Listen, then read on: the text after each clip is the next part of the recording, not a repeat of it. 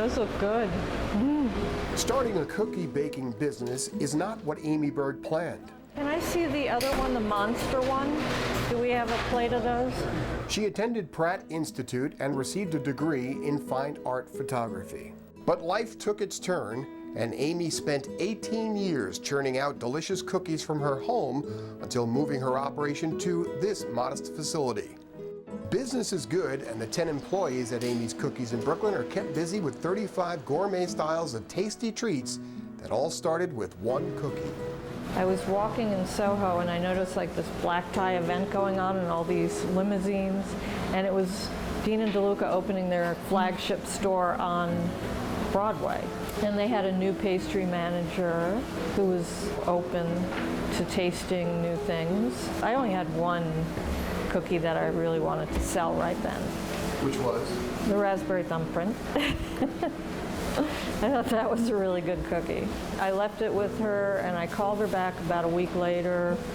She said she liked it, and I said, well, do you want to buy some? And she said, we don't have any room in our cookie display. So I said, okay, well, would you mind if I called you next week? And she said, no, that's fine. So I did that for about 3 months. Called her once a week, and she finally bought some. Getting a major account like Dean and DeLuca showed the tenacity Amy Berg has, with a can-do attitude that Amy relies on each and every day, because this entrepreneur didn't have any previous business training. I didn't know what I was doing, really. I didn't know about wholesale stuff and everything. It was a long learning process. Similar startup challenges any new business might have, but the challenges of this startup entrepreneur are different than most. Okay. Something's been moved around here. You see, Amy is blind. This room would probably seem pretty light to a person with normal vision, but for me it just seems a little dim. For instance, if we walked outside into the sun, I'd be able to see the details in your face, but right now you're sort of a silhouette. After failing a field of vision test upon her graduation with that photography degree, Amy was diagnosed with retinitis pigmentosus.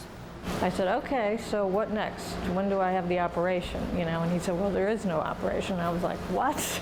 Amy is not totally blind, but her sight has been diminishing rapidly over the past 10 years.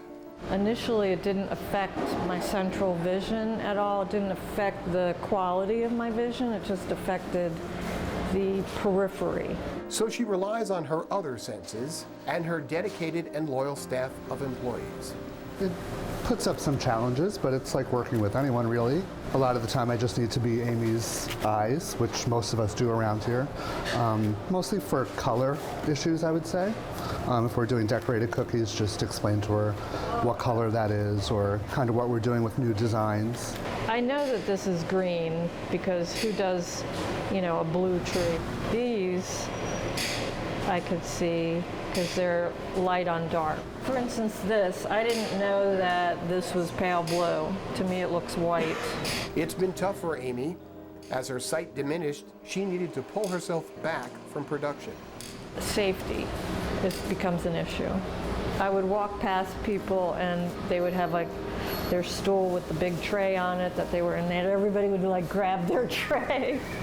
And found herself once again out of her comfort zone in sales. Salespeople, they're really outgoing, extroverted. I had to really work at it. It's not natural for me. And also I took everything personally. If you didn't want my cookies, it was I got depressed. Still, she makes it happen with clients like Saks Fifth Avenue Cafe, New York Palace Hotel, Butterfield Market, and many others, shipping out her signature cookies to outlets in New York, Maryland, Washington, D.C., and North Carolina. Amy uses available technology to keep her up on forecasts and projections, as well as new recipes. This is called a CCTV, and it enables me to read. I can see on this better when the background is black and the lettering is white. This is our this is our inventory. See how clear that is? But while it's still unclear how much longer Amy will retain the limited sight she has, It's perfectly clear that her optimism keeps her moving in a positive direction.